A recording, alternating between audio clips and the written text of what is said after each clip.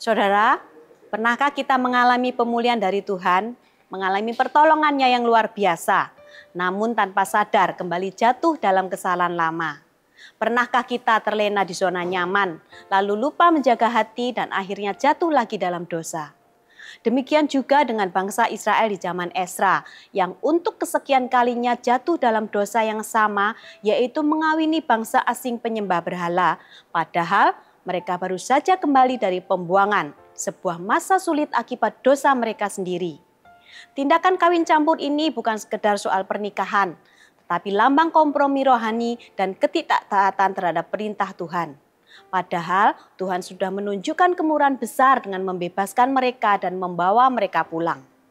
Di tengah kekecewaan dan kesedihan besar yang dialami Esra saat mengetahui bangsa Israel kembali jatuh ke dalam dosa, Esra merespon dengan benar, yaitu melakukan pertobatan sejati dengan mengakui dosa, menangisi pelanggaran, dan memimpin pertobatan secara nyata. Seperti yang tercatat di dalam Esra pasal 9 ayat ke-15. Ya Tuhan Allah Israel, Engkau maha benar, sebab kami masih dibiarkan tinggal sebagai orang-orang yang terluput seperti yang terjadi sekarang ini. Lihatlah, kami menghadap hadirat-Mu dengan kesalahan kami. Bahwasanya dalam keadaan demikian tidak mungkin orang tahan berdiri di hadapan-Mu.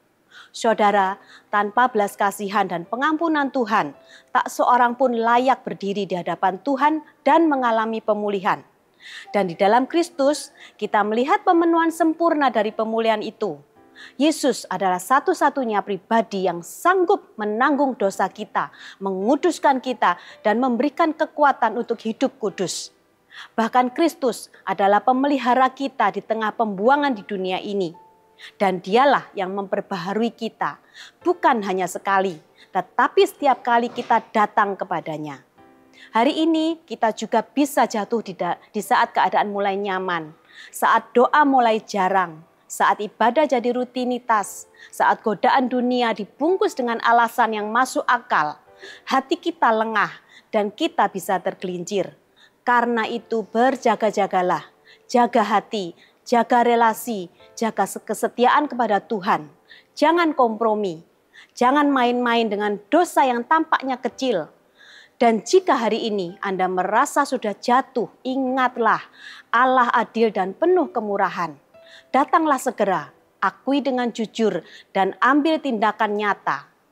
Kristus tidak hanya memulihkan, tetapi memperbaharui kita hari demi hari. Tuhan memberkati.